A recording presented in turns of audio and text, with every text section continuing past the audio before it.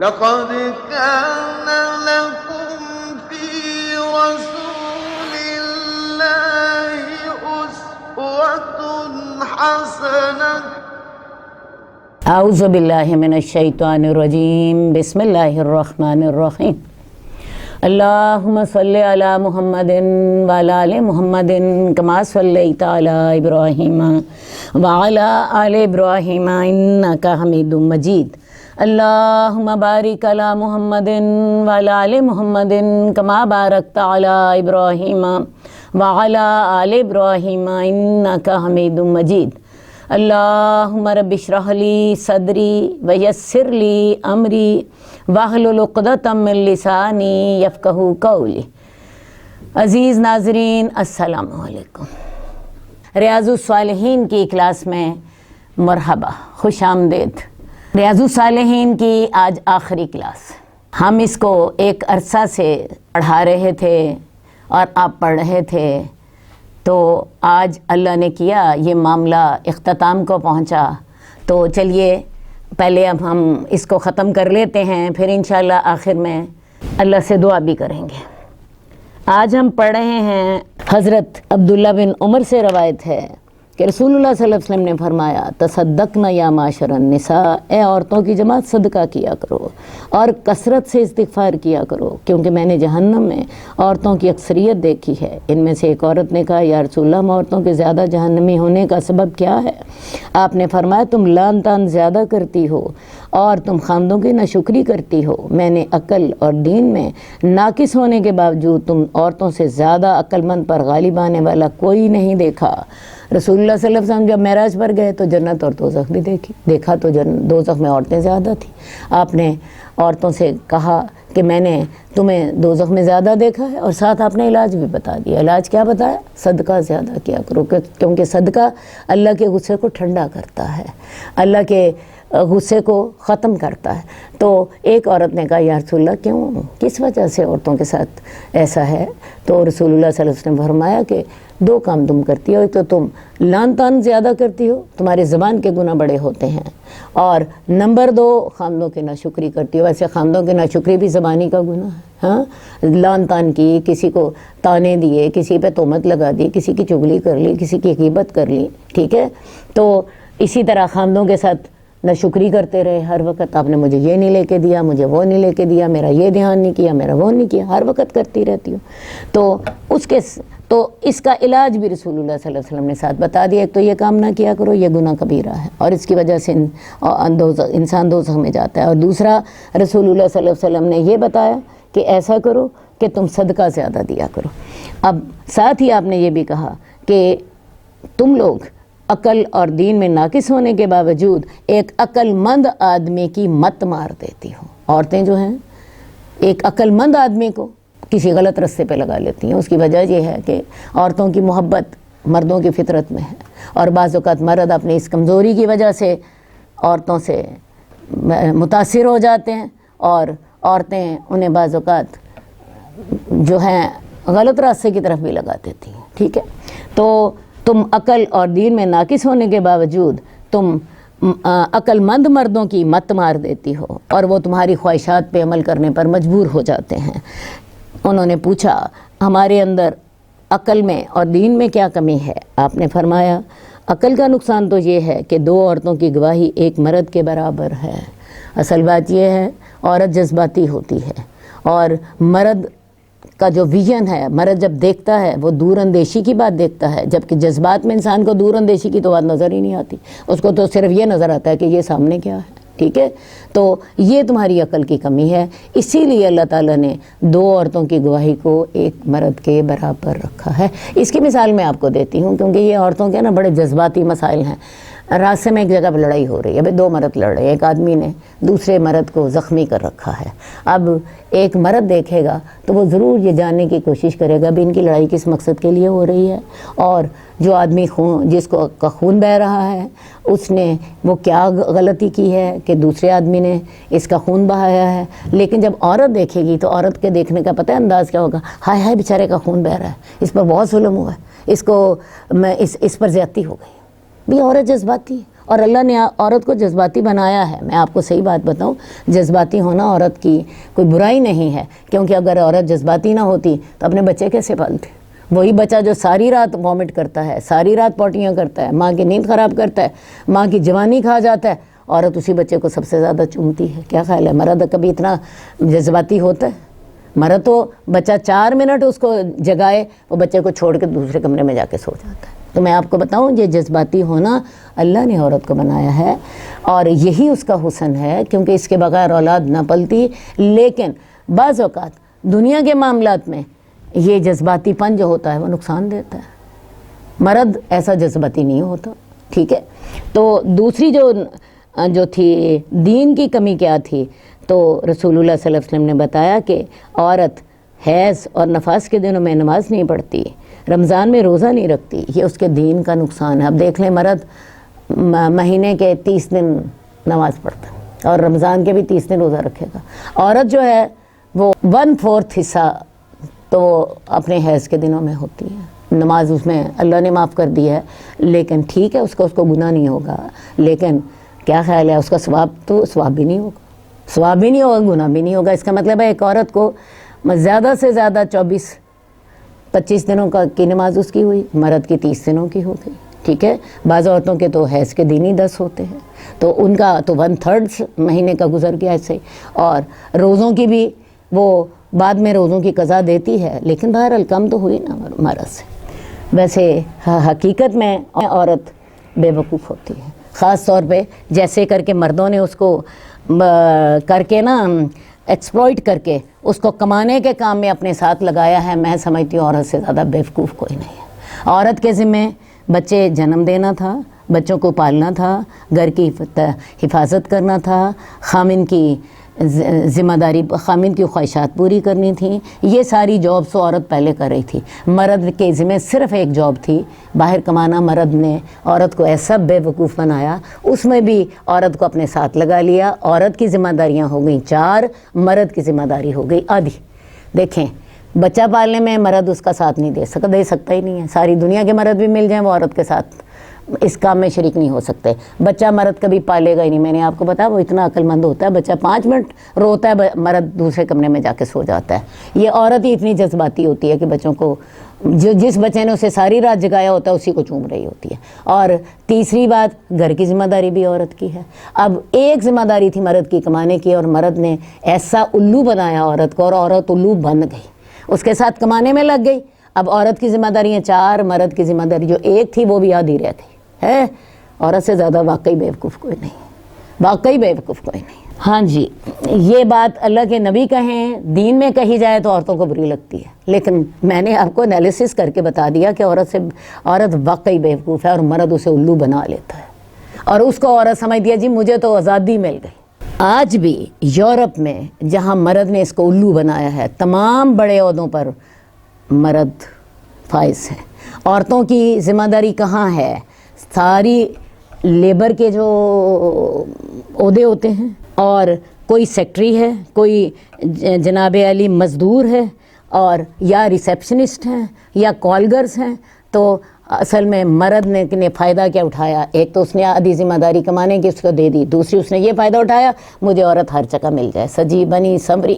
حالانکہ اللہ تعالیٰ نے عورت کو کہا تھا تو گھر رہ, تیرا حسن صرف تیرے خامن کے لیے. یہاں پہ ہر عورت کا حسن ساری دنیا کے لیے. مجھے بتاؤ عورت نے کیا کیا کمایا؟ یورپ نے جتنا عورت کو ذلیل کیا ہے, جتنا اس کو ڈیگریڈ کیا ہے, اتنا اس سے زیادہ کوئی اور حد ہے؟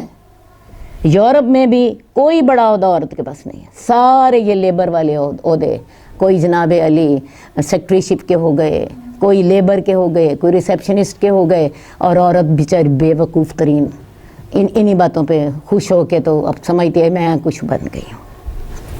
ہمارا اگلا باب ہے ان چیزوں کا بیان جو اللہ تعالیٰ نے مومنوں کے لیے جنت میں تیار کی ہیں. قال اللہ تبارک و تعالیٰ ان المتقین فی جنات و عیون, بے شک پرہیزگار لوگ باغوں میں ہوں گے, چشموں میں ہوں گے, داخل ہو جاؤ ان میں سلامتی کے ساتھ, امن کے ساتھ. وَنَزَعْنَا مَا فِي صُدُورِهِم مِّن غِلٍّ, اور ہم کھینچ لیں گے جو ان کے سینوں میں ہوگا کوئی بھی کینہ, ہم نکال دیں گے جو ان کے سینوں میں کوئی کینہ ہوگا، وہ بھائی بھائی ہوں گے، تختوں پر آمنے سامنے بیٹھے ہوں گے، انہیں نہ تو جنت میں کوئی تھکاوٹ آئے گی اور نہ ہی وہ جنت سے نکالے جائیں گے۔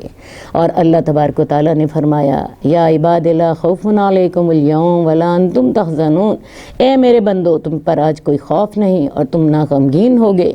الذین آمنوا بآیاتنا وکانوا مسلمون، یہ وہ لوگ تھے جو کہ ہماری آیات پر ایمان لاتے تھے اور وہ فرما بردار تھے۔ ادخلوا الجنۃ انتم وازواجکم تحبرون، تم جنت میں داخل ہو جاؤ، تم بھی اور تمہاری بیویاں بھی، تم خوش کیے جاؤ گے۔ یطاف علیہم بصحاف من ذہب، ان کے اوپر پھرائے جائیں گے سونے کے تھال اور سونے کی رکابیاں، اور فیہا ما تشتہیہ الانفس، اور اس جنت میں انہیں وہ ملے گا جس کے ساتھ ان کے دل خوش ہوں گے، وتلذ الاعین، اور ان کی آنکھیں بھی لذت حاصل کریں گی۔ جنت میں اللہ تعالیٰ نے صرف ذائقے نہیں خوبصورت رکھے، صرف جگہیں نہیں شاندار رکھیں، بلکہ انسان کی آنکھوں کو بھی دیکھ کے سکون ملے گا، اتنی خوبصورت چیزیں ہیں۔ اور وَأَنْتُمْ فِيهَا خَالِدُونَ، اور تم اس میں ہمیشہ رہو گے۔ جنت کی سب سے بڑی خوبصورتی وہاں فنا نہیں ہے، سب کچھ ہمیشہ باقی رہے گا۔ تِلْكَ الْجَنَّةُ الَّتِي أُورِثْتُمُوهَا بِمَا كُنْتُمْ تَعْمَلُونَ، اور یہی جنت ہے جس کے اے مومنو تم وارث بنائے گئے ہو اس وجہ سے جو تم عمل کرتے تھے۔ لَكُمْ فِيهَا فَاكِهَةٌ کثیرۃ منہا تاکلون، تمہارے لیے اس جنت میں بہت سے میوے ہیں جو تم کھاؤ گے۔ اور اللہ تبارک و تعالیٰ نے کہا ان المتقین فی مقام امین، جنتی لوگ امن والی جگہ پر ہوں گے، فی جنات و عیون، باغات میں اور چشموں میں، یلبسون من سندس و استبرق متقابلین، وہ پہنیں گے باریک ریشم کے کپڑے اور موٹے ریشم کے، آمنے سامنے بیٹھے ہوں گے۔ کذالک، اسی طرح، وزوجناہم بحور عین، ہم ان کا نکاح کر دیں گے موٹی آنکھوں والی خوبصورت عورتوں سے۔ یدعون فیہا من بکل فاکہۃ آمنین، وہ اس میں مانگیں گے ہر پھل امن کے ساتھ۔ لا یذوقون فیہا الموت، نہ چکھیں گے اس میں موت کو، الا الموتۃ الاولی، مگر پہلی موت ہی، اور بچا لے گا ان کو ان کا رب دوزخ کے عذاب سے۔ فضلا من ربک، یہ فضل ہے تیرے رب کی طرف سے۔ ذالک هو الفوز العظیم، اور یہی وہ بڑی کامیابی ہے۔ تو جنت کی صفات اللہ تعالیٰ نے قرآن مجید میں بے شمار جگہ پر بتائی ہے، جنت کیسی ہے، جنت والے لوگ کیسے ہوں گے، جنت کی نعمتیں کیسی ہوں گی۔ آئیے کچھ حدیث دیکھ لیتے ہیں۔ حدیث نمبر 1882، حضرت جابر سے روایت ہے، آپ نے فرمایا جنتی جنت میں کھائیں گے پئیں گے، لیکن ان کو قضائے حاجت کی ضرورت نہ ہوگی، نہ ان کے ناک سے بلغم نکلے گی، نہ وہ پیشاب کریں گے، ان کا کھانا ایک ڈکار کے ساتھ ہضم ہو جائے گا، یہ ڈکار بھی خوشبودار ہوگا، ان کا پسینہ مشک کے پسینے کی مانند ہوگا، اور ان کے اندر تسبیح و تکبیر اس طرح ڈال دیا جائے گا جیسے سانس ان کے اندر ڈالا جاتا ہے۔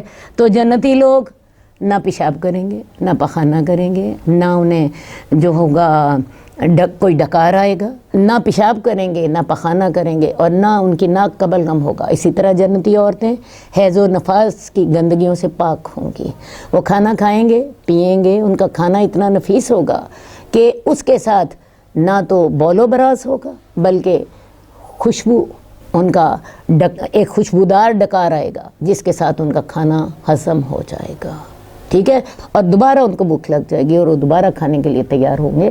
ان کا پسینہ بھی خوشبودار ہوگا، اور ان کا جو تسبیح اور تکبیر اللہ اسے ایسے ڈال دیں گے جیسے سانس ان کے اندر ڈال دیا جاتا ہے، ہر وقت اللہ کی تعریف کرتے رہیں گے۔ قرآن مجید ہمیں بتاتا ہے وہ کیسے اللہ کی حمد کریں گے۔ الحمدللہ الذی ہدانا لہذا ما کنا لنہتدی لولا ان ہدانا اللہ، کہ اللہ تعالیٰ تیرا شکر ہے تو نے ہمیں اس جنت کی ہدایت دی تھی، ہم اکیلے تو اس کی طرف ہمیں راستہ نہ ملتا۔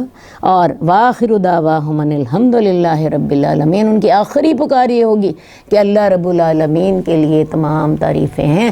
تو انسان اللہ کی تعریف، تسبیح اور تکبیر کرتا رہے گا، بالکل ایسے جیسے ہم سانس آٹومیٹکلی لیتے ہیں، اسی طرح انسان اللہ تعالیٰ کی یہ جو صفات ہیں، اللہ تعالیٰ کی تسبیح ہے، اللہ کی تقدیس ہے، اللہ کی تکبیر ہے، یہ انسان آٹومیٹکلی کرتا رہے گا۔ جنتی لوگ جو ہیں وہ ایسے ہوں گے۔ حدیث نمبر 1883 حضرت ابو ہریرہ سے روایت ہے، اللہ تعالیٰ نے فرمایا کہ میں نے اپنے نیک بندوں کے لیے ایسی نعمتیں تیار کی ہیں جو کسی آنکھ نے نہ دیکھی، نہ کسی کان نے سنی، اور نہ کسی انسان کے دل میں اس کا خیال گزرا۔ اور اگر تمہیں اس کی تصدیق چاہیے تو تم یہ آیت پڑھ لو۔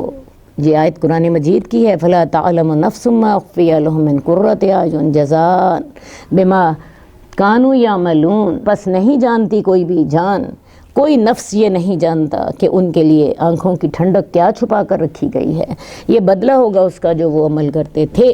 تو یہ جو جنت کی نعمتوں کا ذکر قرآن مجید میں آتا ہے کہ اس میں شہد کی نہریں ہیں، اس میں دودھ کی نہریں ہیں، اس میں جی پانی کی نہریں ہیں، اس میں جی گوشت ہوگا، اس میں پرندوں کا ہوگا، اس میں یہ نعمتیں ہوں گی، یہ ساری وہ چیزیں جو ہمارے چھوٹے سے دماغ میں آ جاتی ہیں، ورنہ جنت ان سے بہت بالا تر ہے۔ جنت کی نعمتیں نہ کبھی کسی نے دیکھی، نہ کبھی کسی نے سنی، نہ کبھی کسی دل میں اس کا خیال گزرا، کیونکہ جس چیز کو دیکھا ہی نہیں، جس کو سنا ہی نہیں، اس کا ہم تصور کیسے کر سکتے ہیں؟ اس کی مثال بالکل ایسے ہے، ایک 2 سال کے بچے کو آپ یہ کہیں کہ بھئی تم بڑے ہوگے، تمہاری شادی ہوگی، تمہارے بچے ہوں گے، تمہیں اپنی بیوی بڑی اچھی لگے گی، تمہیں اپنے بچے بڑے پیارے لگیں گے۔ 2 سال کے بچے کو کیا سمجھ آنی، اس کا دماغ اتنا چھوٹا ہے۔ ہاں جب وہ خود بالغ ہو جائے گا اور اس کی شادی ہو جائے گی، اسے یہ ساری حقیقتیں سمجھ آنے لگ پڑیں گی۔ تو اسی طرح ہمارے چھوٹے سے دماغ میں وہ چیزیں نہیں گھس سکتی جو اللہ تعالیٰ نے جنت میں رکھی ہیں۔ تو یہ سمجھ لیجئے کہ اللہ تعالیٰ نے جنت میں انسان کے لیے بہت کچھ رکھا ہے، تھوڑا کچھ نہیں، زیادہ کچھ رکھا ہے۔ جنت کی 1 اینٹ سونے کی، 1 اینٹ چاندی کی، جنت کا گارا مشک کا ہوگا، جنت میں انسان کے برتن سونے کے ہوں گے، انسان کی انگیٹھیاں سونے کی ہوں گی۔ حقیقت حدیث میں آتا ہے کنگیاں جو جن کے ساتھ آپ بالوں کو کنگھی کرتے ہیں وہ سونے کی ہوں گی۔ حدیث نمبر 1884 حضرت ابو ہریرہ سے روایت ہے، پہلا گروہ جو جنت میں داخل ہوگا ان کے چہرے اس طرح چمکتے ہوں گے جیسے 14ویں رات کا چاند ہوتا ہے۔ یہ وہی السابقون السابقون جس کا ذکر ہم پیچھے پڑھ رہے تھے، اور ان کے چہرے 14ویں رات کے چاند کی طرح چمکتے ہوں گے، اور ان کے بعد جو داخل ہوں گے وہ آسمان پر سب سے زیادہ روشن ستارے کی طرح ہوں گے۔ یعنی ایک سابقون کے لوگ ہیں، اور اس کے بعد جو لوگ داخل ہوں گے تو وہ روشن ستاروں کی طرح ان کے چہرے چمک رہے ہوں گے۔ نہ وہ پیشاب کریں گے، نہ پخانہ کریں گے، نہ وہ تھوکیں گے، اور نہ وہ ناک سنکیں گے۔ ان کی کنگھیاں سونے کی ہوں گی، ان کا پسینہ کستوری کی طرح کا ہوگا۔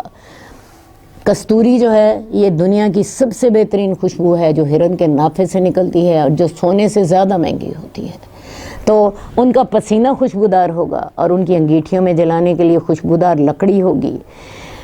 ان کی بیویاں موٹی آنکھوں والی حوریں ہوں گی، سب ایک ہی آدمی کی ساخت پر اپنے باپ آدم کی شکل و صورت پر ہوں گے، سبھی خوبصورت ہوں گے۔ ایسا نہیں ہوگا کہ ایک آدمی جو ہے وہ خوبصورت ہے دوسرا کم خوبصورت ہے، سبھی گورے ہوں گے۔ ایسا نہیں ہوگا کہ ایک کالا ہو جائے، سبھی حضرت آدم کی شکل و صورت پر ہوں گے۔ حضرت آدم کا قد 30 میٹر تھا، 30 میٹر، اور حضرت آدم کی جو عمر تھی 1000 سال، تو قد میں وہ 60 ہاتھ ہوں گے۔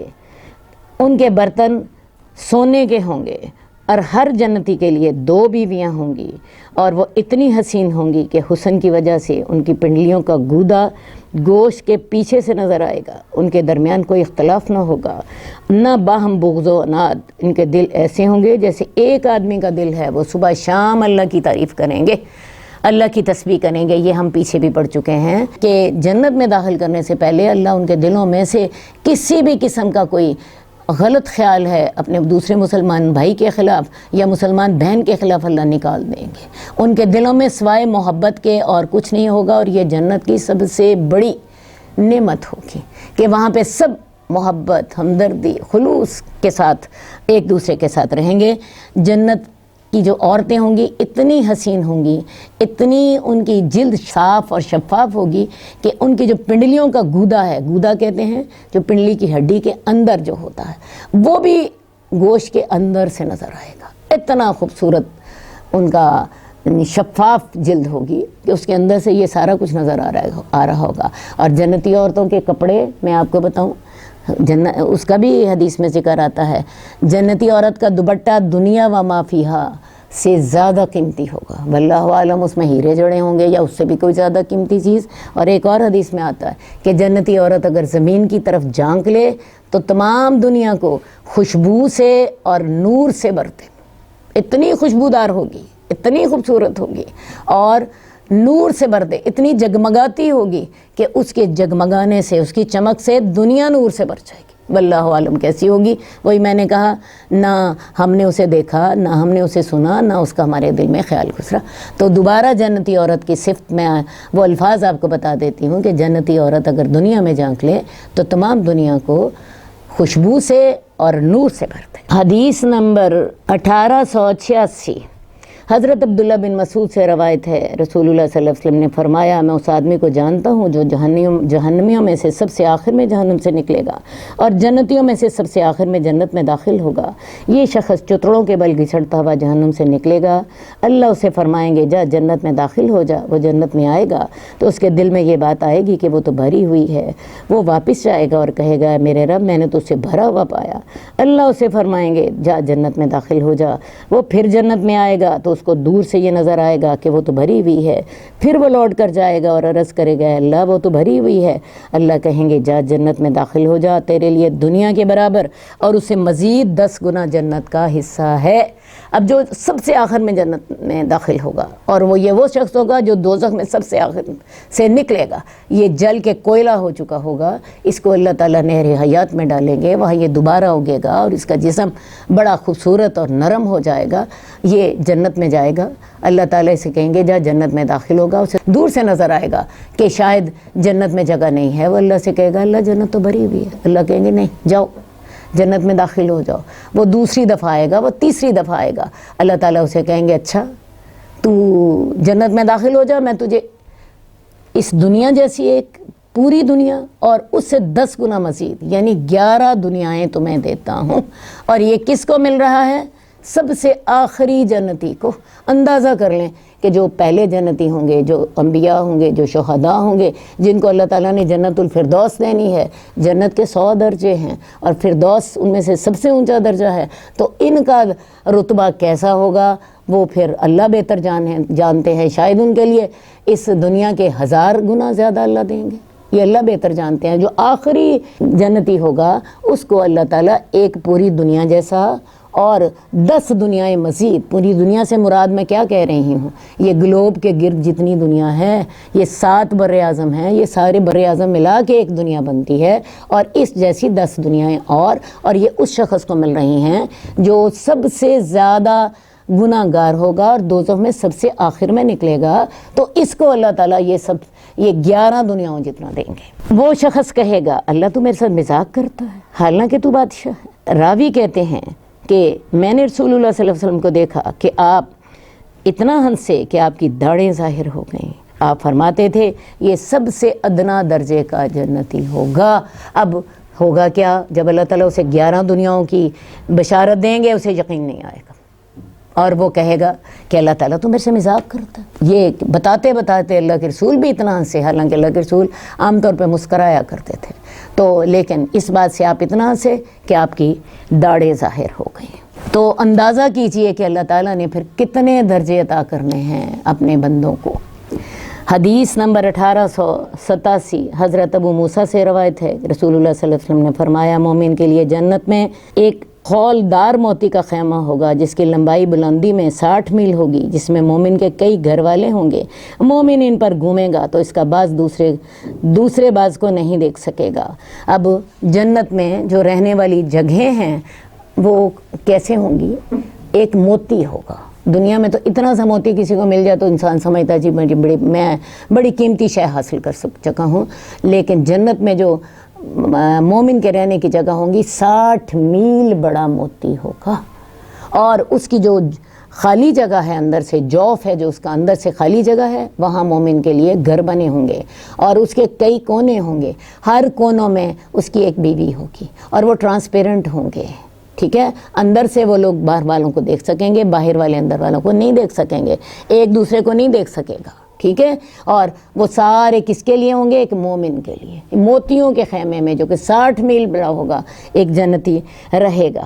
اسی طرح جنت میں اتنے بڑے درخت ہوں گے جن کا اتنا بڑا سایہ ہوگا کہ ایک سوار 100 سال تک بھی اس کے سائے میں چلتا رہے تو تب بھی اسے طے نہیں کر سکے گا۔ حدیث نمبر 1891 حضرت انس سے روایت ہے، رسول اللہ صلی اللہ علیہ وسلم نے فرمایا جنت میں ایک بازار ہوگا جس میں لوگ ہر جمعے کو آیا کریں گے۔ شمال سے ہوا چلے گی جو ان کے چہروں اور کپڑوں پر خوشبو بکھیر دے گی، جن سے ان کے حسن و جمال میں اضافہ ہو جائے گا۔ وہ اپنے گھر والوں کی طرف واپس آئیں گے، ان کے حسن و جمال میں اضافہ ہو چکا ہوگا تو ان کے گھر والے کہیں گے اللہ کی قسم تم تو پہلے سے زیادہ حسین ہو گئے ہو، تو وہ کہیں گے کہ تم بھی اللہ کی قسم ہمارے بعد حسن و جمال میں پہلے سے زیادہ بڑھ گئے ہو۔ اب جنت میں بھی جمعہ بازار ہوگا اور وہاں ہر چیز میسر ہوگی اور بغیر قیمت کے ہوگی۔ وہاں لوگ ہر ہفتے بعد جمع ہوا کریں گے اور وہاں جب لوگ واپس آئیں گے تو حسن و جمال ان کا پہلے سے بڑا ہوگا۔ مردوں کو ان کی بیویاں کہیں گی تم تو پہلے سے زیادہ خوبصورت ہو گئے ہو، اور مرد اپنی بیویوں سے کہیں گے تم بھی ہمارے جانے کے بعد پہلے سے زیادہ حسین ہو گئے ہو۔ دنیا میں کیا ہوتا ہے، میاں بیوی جو ہوتے ہیں عمر گزرتی جاتی ہے، جوانی ختم ہوتی جاتی ہے، لیکن جنت میں فنا نہیں ہے۔ جنت میں زندگی بھی ہمیشہ رہے گی، جنت میں جوانی بھی ہمیشہ رہے گی، جنت میں حسن بھی ہمیشہ رہے گا، تو لہٰذا ان کی محبتیں آپس میں بڑھتی ہی رہیں گی۔ ایک اور بات یاد رکھیے، جنت میں موت نہیں ہوگی۔ جب سارے فیصلے ہو چکے ہوں گے، جنتی جنت میں جا چکے، جو دوزخی دوزخ میں جا چکے، تو اللہ تعالیٰ ایک مینڈے کی شکل میں موت کو لائیں گے، اسے ذبح کر دیا جائے گا۔ جنتیوں کے لیے وہ سب سے بڑی خوشخبری ہوگی کہ اب یہ نعمتیں ہمارے لیے ہمیشہ رہیں گی، اور دوزخوں کے لیے وہ سب سے بڑا عذاب ہوگا کہ ان کے عذاب کبھی ختم نہیں ہوں گے۔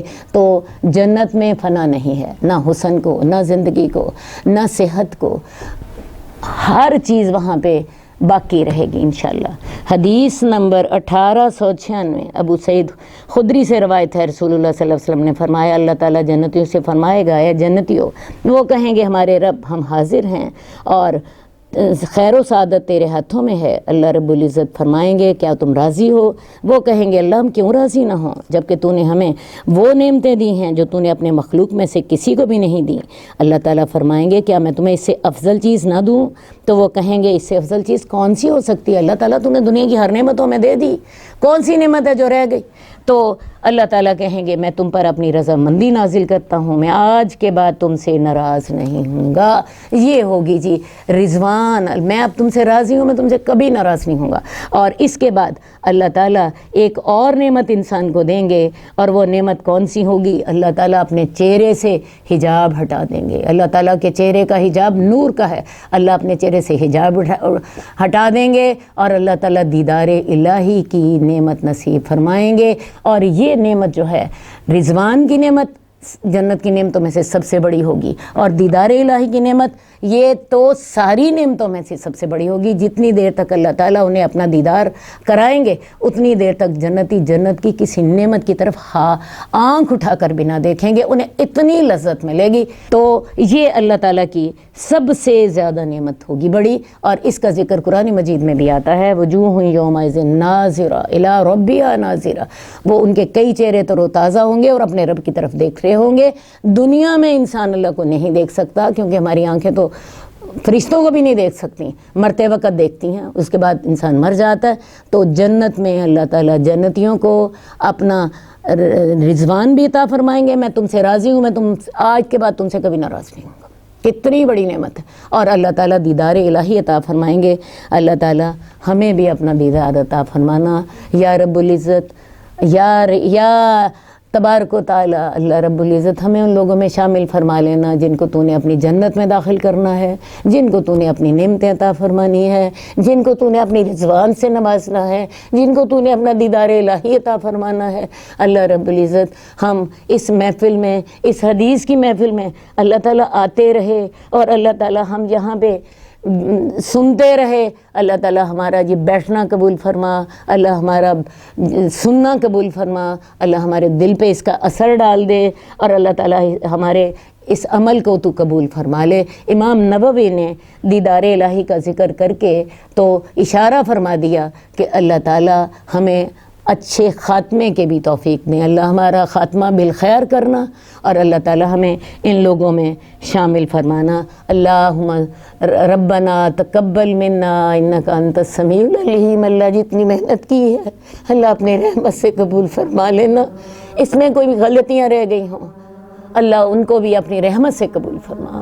ربنا تقبل منا انک انت السمیع العلیم وتب علینا انک انت التواب الرحیم۔ اللہ یہ وہی دعا ہے جو حضرت ابراہیم نے تیرے سے کی تھی۔ اللہ رب العزت اس میں کوئی کمی کوتاہی رہ گئی ہو اللہ اپنی رحمت سے معاف فرما دینا، اور اللہ تعالیٰ سارے سننے والوں کو اور اس کام میں جنہوں نے محنت کی ہے اللہ جو میرے معاون تھے اللہ تعالیٰ مجھے معاف فرما دینا۔ اللہ تعالیٰ یہ عمل اپنی رضا کے لیے قبول فرما اور اسے ہمارے جو اعمال نامہ ہے اس میں ذخیرہ آخرت بنا دے۔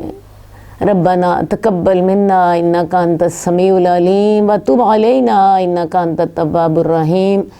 اللہم صلی علی محمد وعلی آل محمد کما صلیت علی ابراہیم وعلی آل ابراہیم انک حمید مجید۔ اللہم بارک علی محمد وعلی آل محمد کما بارکت علی ابراہیم وعلی آل ابراہیم انک حمید مجید۔ مولاي صل وسلم دائما أبدا على حبيبك خير الخلق كلهم مولاي صل وسلم